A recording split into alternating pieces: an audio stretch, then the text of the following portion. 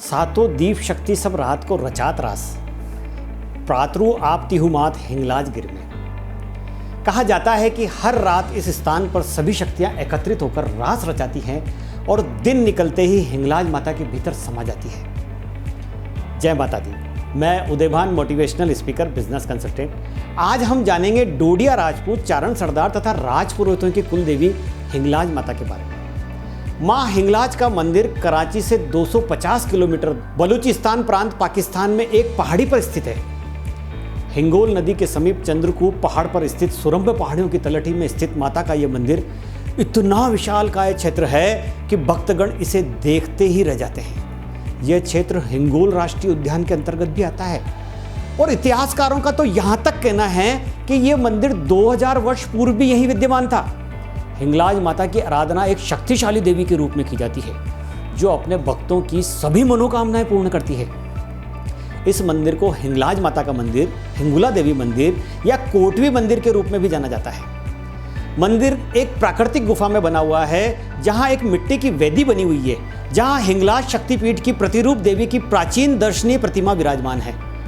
मंदिर का कोई दरवाजा नहीं है।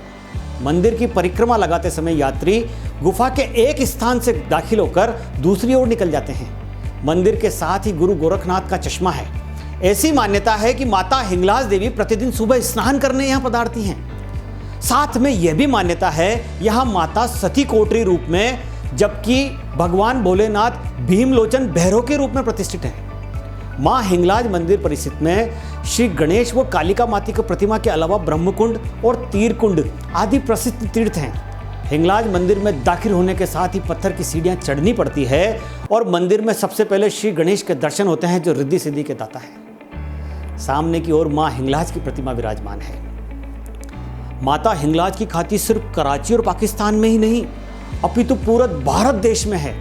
नवरात्रि के दौरान तो यहाँ पूरे 9 दिन तक शक्ति की उपासना का विशेष पर्व होता है। सिंध कराची के लाखों की संख्या में हिंदू सिंधी श्रद्धालु यहाँ माता के दरबार में माथा टेकने आते हैं।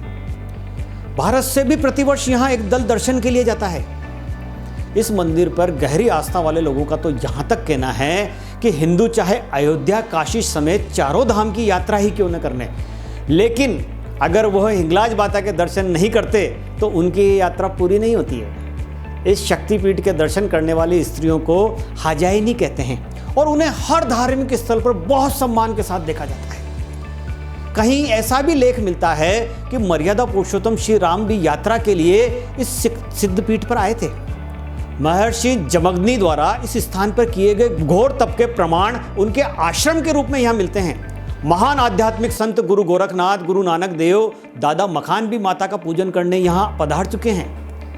जब पाकिस्तान का जन्म ही नहीं हुआ था और भारत की पश्चिमी सीमा अफगानिस्तान और ईरान तक थी, उस समय भी हिंगलाज तीर्थ हिंदुओं का प्रमुख तीर्थ तो था ही और उसी समय से बलूचिस्तान के मुसलमान भी हिंगला देवी की पूजा करते थे। उन्हें नानी कहकर लाल कपड़ा, अगरबत्ती, मोमबत्ती, इत्र और श्रीनी चढ़ाते हैं। हिंदुओं के लिए एक शक्तिपीठ है तो मुस्लिम समाज के लिए नानी पीर का स्थान है। मुगल आक्रांताओं द्वारा कई बार मंदिर तोड़ने का प्रयास किया, लेकिन इस शक्तिपीठ की शक्ति का ही परिणाम है कि कोई इस मंदिर की एक शिला भी नहीं हिला पाया। इस सिद्धपीठ की यात्रा के लिए यात्री जत्था कराची से चलकर लसबेल पहुंचता है और फिर लायरी। कराची से 6-7 मील चलकर हाव नदी पड़ती है और यहीं से शुरू होती है मां हिंगलाज की यात्रा।